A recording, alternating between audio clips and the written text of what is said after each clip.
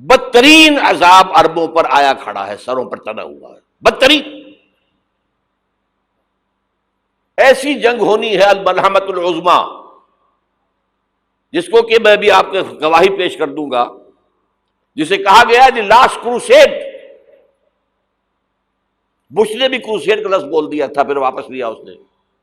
نکل جاتی ہے جس کے منہ سے سچی بات مستی میں، فقیہ مصلحت بین سے وہ رندے بادہ خار اچھا، کروسیڈ کہہ کر پھر واپس لیا۔ یہ کروسیڈ،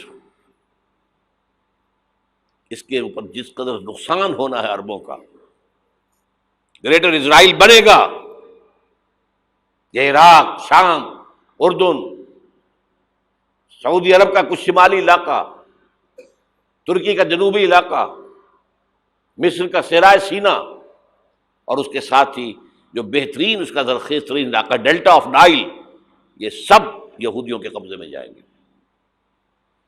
اس کو حدیث میں کہا گیا الملحمۃ العظمی۔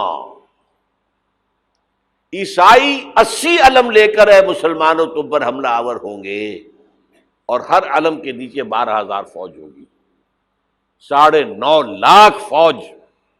یہ نیٹو کی تیاری کس کے لیے ہو رہی ہے؟ جب یو ایس ایس آر کا خاتمہ ہوا تو پوچھا گیا تھا نیٹو چیف سے، اب کس لیے؟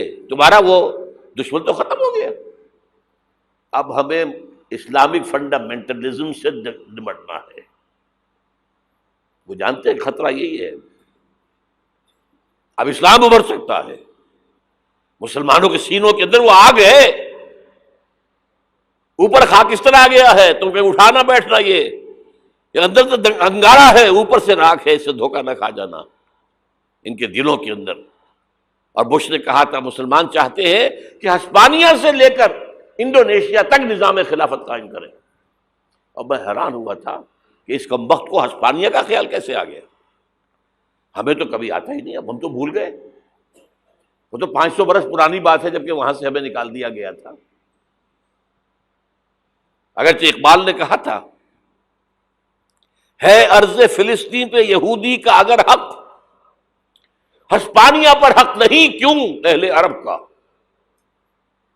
ہسپانیہ میں تو 800 سال حکومت کی مسلمانوں نے، اور ابھی 500 برس ہی گزرے ہیں نا۔ یہودی تو ارض مقدس سے 2000 سال نکالے گئے، انہیں لا کے آباد کیا گیا، عربوں کے سینے میں خنجر بھونک دیا گیا۔ وہ چھوٹا سا ملک جو چاہتا کرتا، کوئی پوچھنے والا نہیں۔ امریکہ جیسے اپنے بیٹے کی حفاظت کرے ویسے کرتا اس کی۔ اور حضور نے فرمایا ہے وہ جنگ جب ہوگی تو ایک باپ کے اگر 100 بیٹے ہوں گے تو 99 ختم ہو جائیں گے، ایک بچے گا۔ یہ حدیث ہے، حدیث ہے صحیح۔ اور آپ نے فرمایا ویل للعرب من شر قد اقترب، عربوں کے لیے ہلاکت ہے، عربوں کے لیے بربادی ہے اس شر سے جو قریب آ چکی ہے۔ اور آج جس طرح انہوں نے ان کی تہذیب کو اختیار کر لیا ہے، دبئی جا کر دیکھیے، بدترین مغربی معاشرہ جو ہے وہ دبئی کے اندر ہم نے قائم کر کے دکھا دیا۔ اب سعودی عرب اس راستے پر بڑھ رہا ہے۔ اور اس کے بعد نمبر 2 پر جو ہے ہم پاکستانی ہیں، لیکن میں اس کے وہ پہلی بات جو کہہ رہا ہوں وہ تو یقینی ہے، اس میں تو احادیث صحیحہ موجود ہے۔ اگرچہ اس کے بعد پانسا پلٹے گا، پھر حضرت مہدی کا ظہور ہوگا، حضرت عیسیٰ کا نزول ہوگا، اور وہ گریٹر اسرائیل گریٹر گریو یارڈ بنے گا یہودیوں کا، ایک ایک یہودی قتل ہوگا اور دفن ہوگا۔ یہ بات میں ہونا ہے، میں پہلی بات بچ کر رہا ہوں۔ وہ پانسا پلٹے گا جب پلٹے گا، ابھی جو سامنے ہے وہ کیا ہے؟ جس ملحمۃ العظمی کہا حضور نے، جسے آرمگیڈون کہتے ہیں عیسائی۔ آرمگیڈون کی اگر کہیں جا کر آپ دیکھیں گے، آپ ڈکشنری میں مانی تو کیا لکھا ہے؟ A very big war which will be fought between the forces of evil and good before the end of this world۔ اس دنیا کے خاتمے سے پہلے خیر اور شر کی قوتوں کے درمیان بہت بڑی جنگ ہوگی۔ ارمجدون اسے کہتے ہیں عربی میں، اور آرمگیڈون اسے کہتے ہیں انگریزی کے اندر، اور یہ بائبل کی آخری کتاب کے اندر ہے۔ جو اس میں کہ مکاشفات یوحنا، ریولیشنز آف سینٹ جان، یہ تو میں کہہ رہا ہوں یقین کے ساتھ، اور زیادہ دور نہیں ہے، آیا چاہتا ہوں۔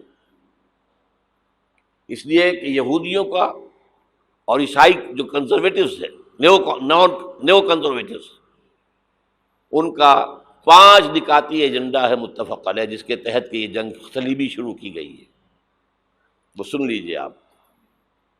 آرمیگیڈون نمبر 1، گریٹر اسرائیل قائم ہو جانا اس کے نتیجے میں نمبر 2،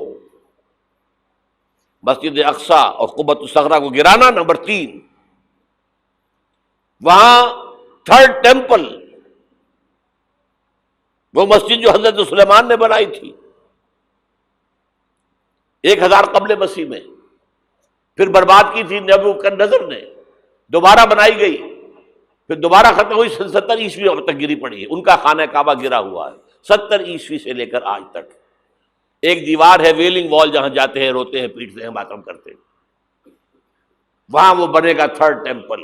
اور نمبر 4، اس میں لا کر رکھا جائے گا تخت حضرت داؤد کا۔ یہ تخت کہاں ہے اس وقت؟ یہ لندن شریف کے اندر، جو ان کی پارلیمنٹ کا جو چرچ ہے، ویسٹ منسٹر ایبے، اس میں رکھا ہوا ہے۔ ایک پتھر تھا جس پر بٹھا کر حضرت داؤد کی تاج پوشی ہوئی، پھر حضرت سلیمان کی ہوئی، پھر وہ پتھر رکھ دیا گیا جب حضرت سلیمان نے بنایا ہیکل مسجد اقصی، وہاں رہا وہ۔ ہر بادشاہ جو تھا یہودی اسی کے اوپر بٹھا کر اس کی تاج پوشی ہوتی تھی۔ سن 70 میں ٹائٹس نے گرایا اسے، ہیکل کو، وہ پتھر لے گیا، وہاں سے روم گیا، روم سے آئرلینڈ گیا، آئرلینڈ سے اسکاٹ لینڈ آیا، اسکاٹ لینڈ سے انگلینڈ آیا، اور اب وہ رکھا ہوا ہے 14ویں صدی عیسوی سے آج تک۔ وہ ویسٹ منسٹر ایبے میں رکھا ہوا، ایک کرسی کی سیٹ میں اسے بنا دیا گیا ہے تخت کی شکل میں۔ اب انگریزوں میں کوئی ملکہ ہو، کوئی بادشاہ ہو جس کی بھی تاج پوشی ہونی، اس میں ہوتی، یہ لا کر رکھا جائے گا تھرڈ ٹیمپل میں۔ اور اس پر یہودیوں کے خیال کے مطابق ان کا مسیحا آئے گا جو مسیح دجال ہوگا۔ عیسائیوں کے خیال کے مطابق حضرت عیسیٰ آئیں گے، وہ ہمارا بھی خیال ہے حضرت عیسیٰ آئیں گے علیہ السلام۔ بہرحال یہ تو بعد کی باتیں ہیں نا، اس وقت جو میں عرض کر رہا ہوں عربوں پر بہت بڑا عذاب، اور پاکستان کا معاملہ البتہ یہ ہے، میں یقین سے نہیں کہہ سکتا۔ ہینگنگ ان دی بیلنس، ہو سکتا ہے اللہ تعالیٰ ہم پر رحم فرمائے، ہو سکتا ہے، اگرچہ اس کی کچھ شرائط ہوں گی۔ چمن کے مالک اگر بنا لیں موافق اپنا شعار، اب بھی چمن میں آ سکتی ہے پلٹ کر چمن سے روٹھی بہار، اب بھی۔